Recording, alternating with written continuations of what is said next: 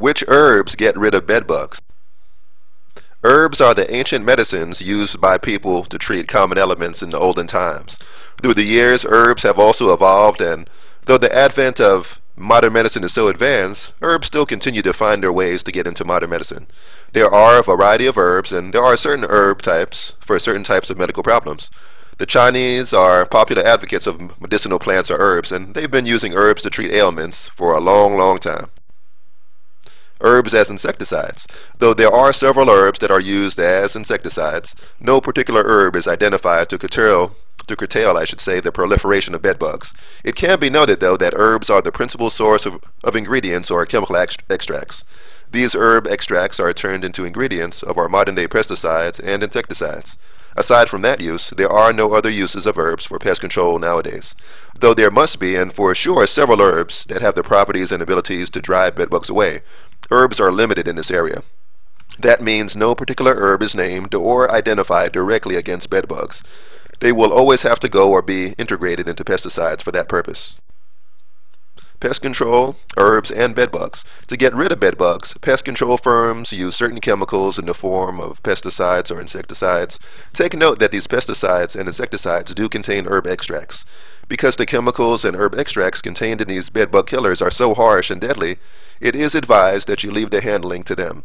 In other words, let the pest control experts have it their way. You have your own profession, so do not mess with other people's professions, because pest control personnel know what they're doing because they've been doing it for so long. Trust them and let them do their job. Take the sidestep and only get in when they tell you to. Pest control experts will also inform you how to handle the furniture or things that may contain residual forms of pesticides. Listen very carefully to instructions and neglect them if you want to be exterminated and poison yourself, and I know none of us want to do that. Definitely not.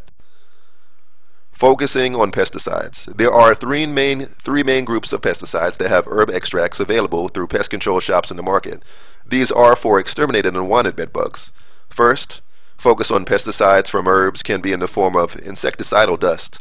These pesticides are characterized by the existence or presence of ground or pulverized glass and silica powder mixed with chemicals or herb extracts, hence they are dust.